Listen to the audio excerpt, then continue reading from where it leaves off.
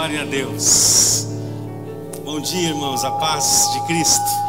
Quero continuar falando de um tema que tem descido bastante no meu coração. Esses tempos eu falei sobre isso, falei sobre a carta de Filemon e falei sobre como a carta de Filemon era um trabalhar do apóstolo Paulo no cuidado de um novo membro da família da fé, que era Onésimo. E como Onésimo, sendo escravo e fugitivo do seu patrão, que era Filemon, um irmão e líder da igreja, esse querido empresário, digamos assim, irmão querido e líder da igreja, perdeu o seu funcionário porque ele fugiu. E esse funcionário fugitivo, que quem sabe tenha inclusive roubado alguma coisa de Filemon, se encontra com o apóstolo nas suas prisões. Ele o evangeliza, o discipula e o envia de novo para Filemon, dizendo: não, tu vai te encontrar com teu patrão, mas leva essa carta aqui, que é a minha carta, exortando meu filho Filemon a que ele te receba agora, não só mais como escravo ou servo dele, mas agora como um irmão em Cristo e como um colaborador também, que me ajudou muito aqui nas minhas cadeias. Uma pessoa que me ajudou. Então ali se estabeleceu, e eu falei que se estabeleceu os vários níveis de relacionamentos dentro da igreja, e como uma pessoa precisa passar de irmão na fé para um amigo, para um colaborador no evangelho e um pai espiritual. Como todos nós precisamos nos desenvolver até nos sentirmos pais da comunidade da fé. Pais da comunidade da fé. E hoje eu retorno com este tema, porque há um sentimento global de que a igreja está precisando de pais. Não só a igreja, como a família. E aqui eu falo pais e falo mães. Não só a igreja, como a família precisa de um olhar e de um coração de pai e de mãe para a comunidade da fé. Isso é uma necessidade, essa é uma demanda global das igrejas. A paternidade, a maternidade espiritual. E por isso eu tenho me preocupado. Vocês sabem que nós somos de uma família de 4 filhos homens, família do pastor Gerando, da missionária Belmira, 4 filhos homens e uma menina. Mas a Karine, ela veio assim temporona, né? Ela veio já quando nós todos éramos mais adultos já. E a verdade é que, imagina um pai e uma mãe coordenar 4 meninos, assim, uma escadinha. Eu e o Oséias com diferença no máximo de 1 ano e meio, 2 anos, nem isso. E Marquinhos, que está aqui, está por ali, né, Marquinhos? O Marcos até hoje é assim, ele está lá num canto, lá, até lá, conversando com a Ariga, tomando café. Oh, Deus abençoe, Marquinhos. Como controlar o Marquinhos, o Mauro, o Oséias e o Fabian numa viagem de carro de Livramento a Porto Alegre, 500 quilômetros, numa caravan com 4 atrás, 4 crianças pequenas atrás, que não conheciam praia, que não jogavam futebol, e portanto todas as energias do mundo estavam ali incubadas. Quando eles saíam para viajar, que eram as chamadas férias, o que eram as férias? Era nos lançar numa fazenda, numa chácara de um tio, e lá nós ficávamos aqueles 2 meses fazendo o quê? Quebrando tudo. Tudo, matando todos os bichos, dando choque em galinha, em pinto, afogando gato, pescando, comendo assado, até gambá.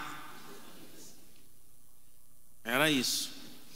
E eu me lembro daquelas viagens, aquelas guerras intermináveis de irmãos. Guerras intermináveis, onde um ficava zombando, dando cotovelaço, tira a perna daqui, não deita no meu ombro, porque não sei o que, tu está tomando espaço, fecha essas pernas, não sei. Sempre tem um arriado que vai assim no carro, né? Sempre tem. E o meu pai resolvia de um jeito muito simples isso.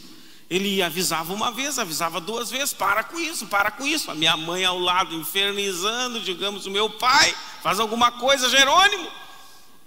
E ele resolvia de um jeito simples, que era olhando para frente, dirigindo, virando a mão assim, ó, pá! Era assim. Resolvia o dilema. Então, dependendo de onde tu sentou, era tu que tomava naquela vez a paulada.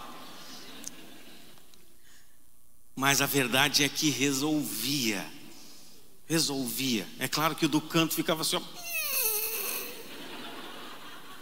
Mas não podia rir. Quem ri se apanhava ainda mais. E assim nós fomos crescendo nessa relação de irmãos que demoram a reconhecer que não são competidores. Demora a reconhecer que não são concorrentes um do outro, que demora a reconhecer que um não é mais nem preferido, nem preterido que o outro coisa nenhuma. E a gente nota que lá depois dos 40 anos, dos 30 e poucos anos, é que os irmãos às vezes começam a levantar a bandeirinha branca de paz. Gente, vamos comer um churrasco juntos. Gente, a gente precisa receber um na casa do outro. Gente, agora a gente tem filhos. O que a gente vai fazer? Vai continuar brigando? Gente, agora a mãe e o pai precisam de nós juntos. Chega um certo momento que a gente nota, não, peraí, só um pouquinho, cara. Que bobagem, que frescura é essa? Que competição é essa? Que ciúmes é esse? A gente é da mesma família, a gente precisa andar junto. Vamos aproveitar a nossa história quando nós éramos crianças, como nós brincávamos juntos, as nossas memórias. Vamos ter um legado maravilhoso, vamos ensinar os nossos filhos a conviver juntos, vamos cuidar e trazer paz para os nossos pais, um tempo legal para eles no final da vida deles. Mas a verdade é que isso, assim como o ser humano adulto tem problemas sérios de paternidade, muitos não resolveram isso ainda também. Muitos de nós, eu vejo que pessoas vão para o túmulo sem resolver problemas antigos com parentes, e principalmente com irmãos e irmãs. Vão para o túmulo sem resolver isso, por vários motivos. Mas a verdade é que muitos não resolvem. Mas se você parar para olhar na Bíblia, esse é um problema crônico, esse é um problema recorrente nas Escrituras. O problema dos irmãos. O problema dos irmãos e a interferência do pai. O problema dos irmãos e a interferência do pai. Foi assim no início. Qual o problema do início? Qual foi o primeiro homicídio? No primeiro homicídio, quem matou quem? Um ladrão matou uma pessoa? Foi um ladrão, gente? Foi um adversário do outro exército que matou uma pessoa? Quem matou? Um irmão matou outro irmão por causa de competição. Porque o outro de alguma forma ele entendeu que Deus estava favorecendo o outro. Ou enfim, viu habilidades no outro que ele não tinha e se tomou de ciúmes. Mas não foi só Caim e Abel, foi Jacó e Esaú. Não foi só Jacó e Esaú, foram Raquel e Leia, se lembra? Brigando pelo amor do patriarca. Foi José e os irmãos de José que se enciumaram dele e o venderam também. Foi Moisés e Miriam questionando a autoridade de Moisés, seu irmão, e trazendo problemas na liderança de Moisés. Foi Davi com os seus irmãos enciumados porque ele queria enfrentar Golias e mandando ele voltar para casa cuidar das suas poucas ovelhas. Foi Marta e Maria, Marta perguntando: Senhor, não te importas que só eu trabalhe e ela fique aí conversando fiada aos teus pés? Foi inclusive a parábola do filho pródigo, quando o filho pródigo volta e o irmão que estava em casa não o perdoaria de forma alguma, não o receberia daquele jeito, cheio de graça, e inclusive enfrenta o pai. E mais uma vez o pai tem que interferir, porque em todas estas situações alguém com autoridade teve que interferir e dizer: basta, basta. chegou. Foi assim com Moisés, foi assim com Jacó, foi assim com José e seus irmãos. Alguém teve que interferir. Quem é que interfere? Alguém com um coração paterno, alguém com uma visão paterna, alguém com um senso de comunidade, com um senso de unidade, com zelo pela unidade, é que interfere nessa hora. É assim com o apóstolo Paulo neste caso que eu quero ver com vocês. Vocês podem abrir a Bíblia em Filipenses capítulo 4. Filipenses 4.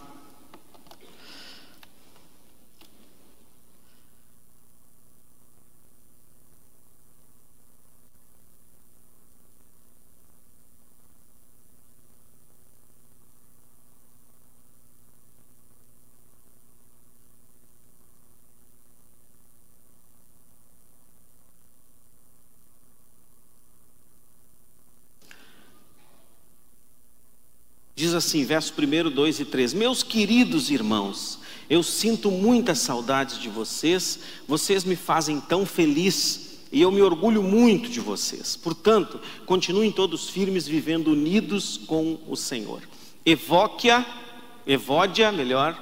e Sintique. Isso são duas pessoas, tá, gente? Duas mulheres. Evódia e Sintique. Peço, por favor, que procurem viver bem uma com a outra, como irmãs em Cristo. E a você, meu fiel companheiro de trabalho, peço que ajude essas duas irmãs, pois elas, junto com Clemente e todos os outros meus companheiros, trabalharam muito para espalhar o Evangelho. Os nomes deles estão no livro da vida que pertence a Deus. Aqui nós estamos numa carta linda, numa carta maravilhosa, na igreja das alegrias de Paulo, na igreja do coração de Paulo. Tem algumas epístolas que são maravilhosas, como Efésios, como Filemão, como Colossenses e como Filipenses, que são chamadas as cartas da cadeia, as cartas das prisões de Paulo. E Filipenses, agora Paulo está escrevendo de Roma, preso em casa, numa prisão domiciliar. Ele está escrevendo aos filipenses cheio de boas memórias. Por quê? Porque a igreja de Filipenses era tudo de bom. A igreja de Filipenses, o apóstolo Paulo afirma que eles tinham um senso comum, eles pensavam da mesma maneira, eles tinham uma missão comum e eles tentavam ser concordantes em tudo. A igreja de Filipenses, diz o apóstolo Paulo, era uma igreja extremamente generosa. Essa igreja é a igreja que ajudou a sustentar o apóstolo Paulo. Quando ele estava fundando a igreja de Tessalônica, quando ele estava trabalhando em Tessalônica, os filipenses ajudavam o apóstolo Paulo, mandando ofertas para ele. Esta igreja é da mesma que o pastor André ministrou, que mandou, mesmo sendo uma igreja não muito rica, superou as expectativas do apóstolo, mandando ofertas para a igreja em Jerusalém, que estava miserável, passando fome. Esta igreja de Filipenses, uma igreja formada, não só ela como outras, pela vontade do próprio Espírito Santo. Paulo, na sua segunda viagem missionária, foi impedido pelo Espírito Santo de ir na direção que queria, e à noite teve uma visão de um homem macedônio dizendo: passa a Macedônia e nos ajuda. Ele teve uma visão de um homem dizendo: passa a Macedônia e nos ajuda. E o apóstolo Paulo entra nessa região chamada Macedônia, onde está esta cidade, Filipos.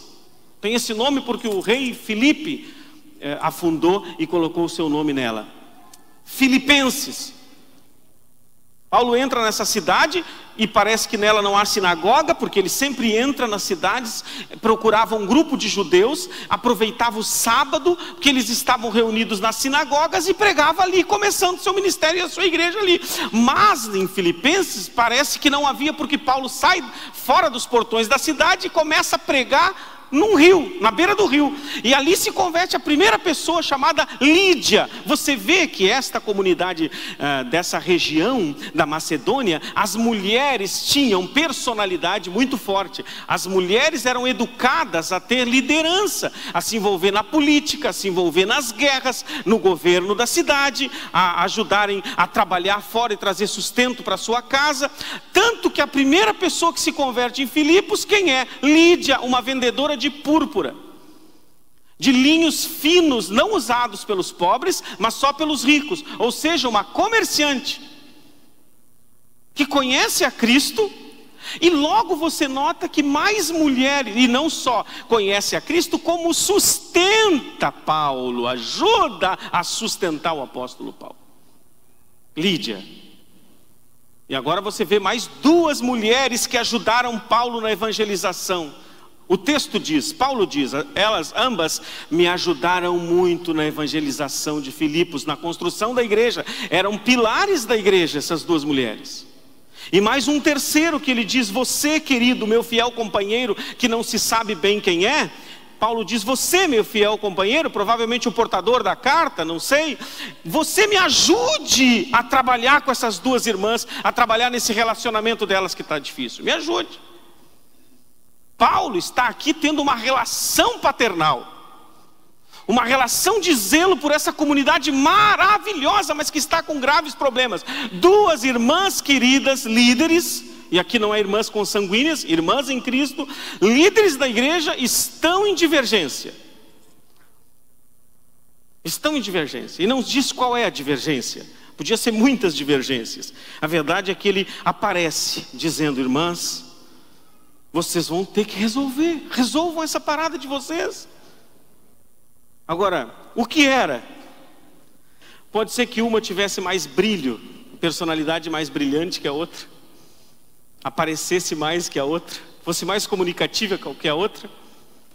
Pode ser que uma tinha a vida mais organizada e a outra uma vida mais bagunçada que a outra. Pode ser que uma era mais relacional e a outra mais de tarefas. Pode ser que uma se tinha como mais espiritual e tinha a outra como mais carnal. Pode ser que uma tinha um nível social mais elevado que a outra, se vestia melhor, tinha uma casa melhor. O marido tinha mais preeminência na cidade, proeminência. Será que Paulo não era mais amigo de uma do que da outra? Será que Paulo, quando vinha, não ficava mais na casa de uma do que da outra? Os filhos, será que os filhos não andaram brigando? Será que os filhos de uma não injustiçaram os filhos da outra? Será que um não foi grosso com o filho ou a filha do outro? Os maridos, será que não brigaram? Será que o marido de uma ganhava mais e tinha um carro melhor do que o da outra? Será que uma comprou da outra e não pagou? Isso não acontece na igreja, lógico, mas naquele tempo acontecia. Será que uma não comprou da outra a bijuteria e não pagou?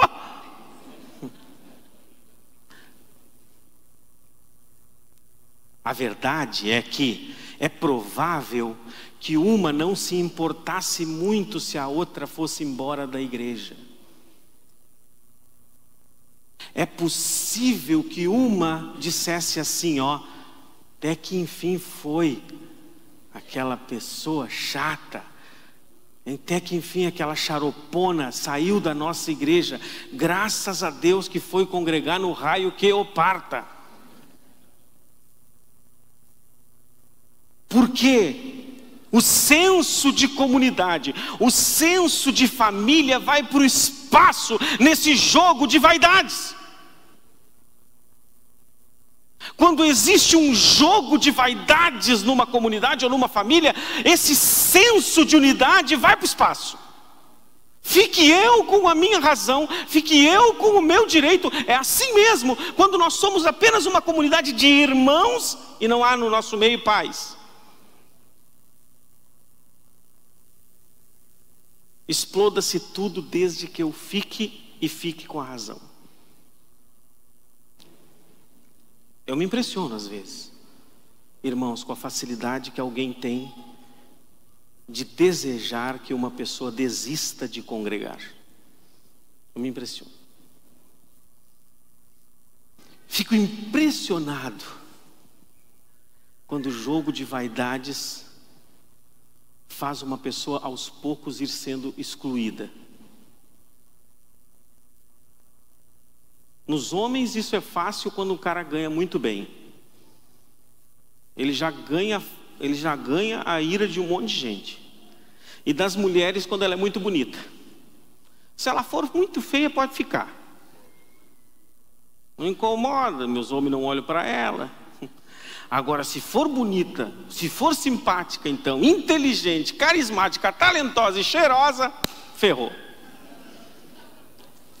Pode saber que é do diabo.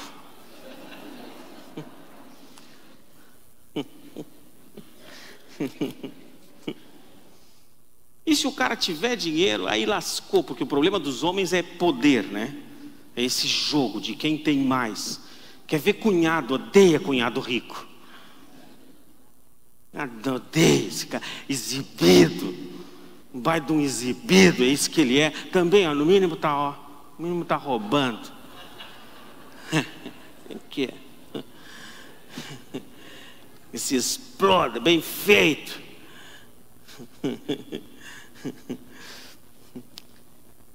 Jesus também teve que usar, embora Jesus fosse esse irmão primogênito entre todos os outros, ao mesmo tempo esse primogênito que assume papel paterno, porque ele assume esse papel de responsabilidade pela unidade. Ele teve que resolver problema de egos e de perguntas: quem dentre nós é o maior? Ele teve que dar um para-te quieto neles, porque eles vinham discutindo no caminho quem dentre nós é o maior. Houve inclusive uma mamãe que foi pedir para Jesus, para os 2 filhinhos dela sentarem um à direita e um à esquerda de Jesus no céu. Os 2 acho que pediram para a mamãe: mãe, fala com ele, mãe. Ele teve que... Jesus sabia que uma comunidade só de irmãos, aonde não existe paternidade espiritual, aonde não existe esse vínculo de cuidado, ela tende a se dividir. Ele sabia tanto disso que na sua oração intercessória, qual foi a oração dele? Pai, que eles continuem sendo um, assim como eu e tu somos um. Porque Jesus sabia que ao ele se retirar, a tendência era eles se dividirem. Tira essa figura que tem um posicionamento paterno e a tendência é a família se dividir. É assim com a herança que os pais deixam às vezes. O pai deixa uma montoeira de dinheiro só para dividir a família. Jesus deixou uma herança maravilhosa, que seria o governo da igreja para aqueles 12, e ele sabia: isso vai dar problema. Eu peço que vocês sejam um, por favor. Pai, por favor, Pai. Olha o coração paterno de Jesus. Aos que tu me deste, nenhum eu perdi. E tem uma versão que diz: eu cuidei bem deles, Pai. Os que tu me deste, nenhum eu perdi, a não ser o filho da perdição. Mas eu pergunto para vocês: ei, olhem para mim. Por ser pai deles, por ser um tipo de pai deles, até o filho da perdição tomou ceia até o último momento junto com ele.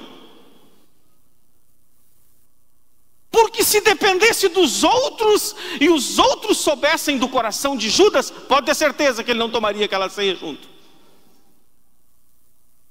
Pode ter certeza que Pedro ia dizer: ô seu traíra, tu vai tomar a ceia com nós, é? Já juntava um grupo, já, olha aqui o que tem para ti, ó, cabeção. E Jesus ia dizer: cadê Judas? Não veio Judas. Não veio, apareceu Judas.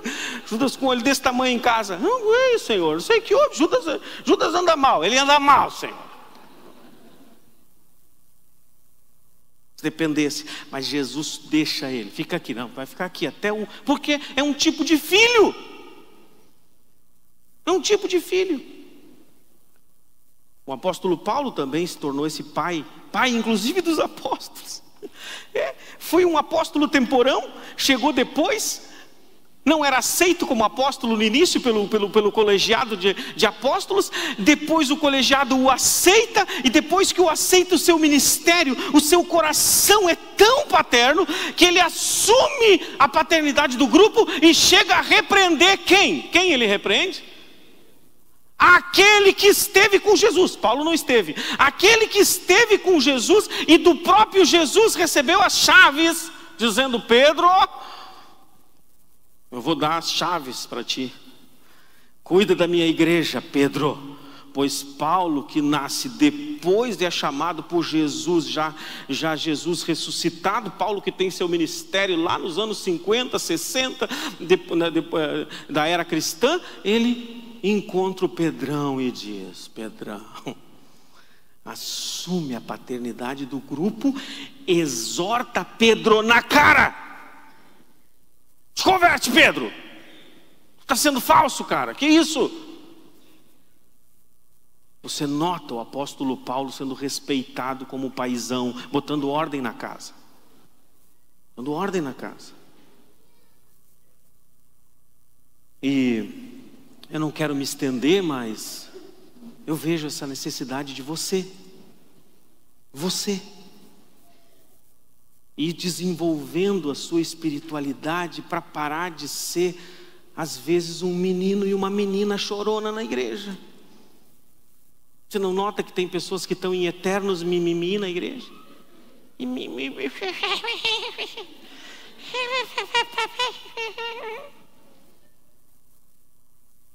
Você nota que tem pessoas que estão em eterna divergência.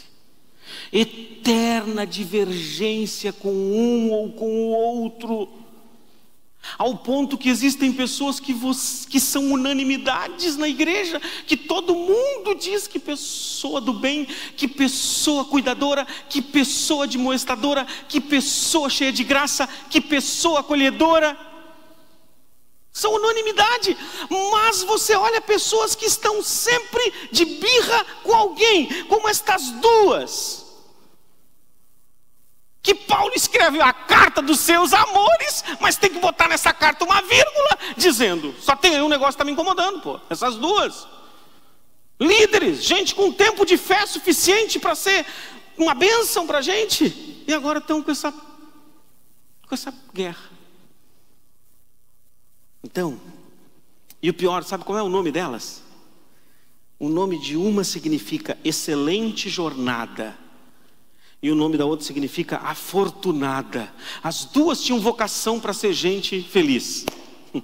As duas tinham vocação no próprio nome para ser gente para frente, para ser gente que lidera. Excelente jornada e afortunada. Essa manhã quero trazer para você a verdadeira imagem da igreja, que não é um lugar de abandono, que não é um lugar de competição, que não é um lugar de exclusão, que não é um lugar de divisão. Vocês concordam comigo ou não? Não é. A igreja é um lugar de exclusão, de divisão, de competição? Não. A igreja é um lugar de proteção, de direção e de correção em amor. Proteção, direção e correção em amor. Se nós nos aliamos ao Pai, a Deus Pai, na sua missão paterna, nós temos o prazer de sermos chamados de pais espirituais e compartilhar com Ele esse nome sagrado chamado Pai. Pai da fé, Pai. Abraão teve isso, ele foi chamado de Pai. Os apóstolos foram chamados de pais. Quando você cuida de pessoas e cuida da unidade de um grupo, você passa a compartilhar do mesmo nome de Deus, Pai. Quando você olha para a igreja com zelo e cuida da sua unidade, da sua harmonia, como um pai faz, você com Jesus está na grande missão dele, que é: eu edificarei a minha igreja. Você se transforma num edificador de pessoas e não um divisor. Você se alia a Jesus. Quando você assume o seu papel de cuidado da unidade da igreja, você assume junto com os apóstolos a missão. Você é um companheiro de trabalho de Paulo. Paulo te chamaria meu companheiro nas tribulações, meu companheiro de trabalho. Quando você olha para a igreja como uma unidade, como uma família, e se propõe a cuidar dessa unidade, você é um dos apóstolos, é com eles. Você é com eles, você está do lado deles. E quando você assume o seu papel de cuidado da igreja, você se alia à missão do Espírito Santo. Porque Jesus disse: eu não vos deixarei órfãos, eu vou para o Pai, mas depois que eu for, eu vos enviarei outro Consolador, e Ele estará convosco todos os dias, até a consumação dos séculos. Portanto, quem cuida da igreja é aliado do Espírito Santo na sua missão. É aliado. Vamos orar, vamos ficar de pé. Hoje eu quero orar com você sobre isso. Desafiar você a deixar de mimimi, a abandonar o mimimi e passar a se perguntar: afinal de contas, eu sou referência para quem? Eu cuido de quem? E outra pergunta importante, Jean, é: eu estou debaixo da autoridade de quem? Quem me repreende? De quem eu aceito exortação? Eu caminho sob orientação de quem? Quem está dirigindo, ajudando a dirigir e corrigir a minha vida? Eu respeito a autoridade dos irmãos que têm uma vida dedicada a cuidar? Ou eu sou um filho rebelde que acho que posso andar sozinho? Vamos orar sobre isso, amém, amados? Deus, obrigado, Senhor. Tu és o Pai de todos nós. Tu és o Pai de todos nós, a quem Tu emprestas o Teu nome. A quem Tu emprestas o Teu nome. E todos nós podemos ser pais e podemos ser mães, e não só podemos, mas devemos, no curso natural do nosso desenvolvimento, precisamos deixar de ser filhinhos, como disse São João, deixar de ser filhinhos para ser pais e mães. Nos ajuda, Senhor, nessa jornada de desenvolvimento, aonde nós possamos ser parceiros de Deus na construção de uma comunidade diferenciada do mundo, para quem Jesus olhou e disse: eles andavam como ovelhas que não têm pastor. Nós possamos ser diferentes dessa comunidade que anda perdida, e possamos viver debaixo de proteção, de orientação, de direção, de correção, em nome de Jesus. Amém.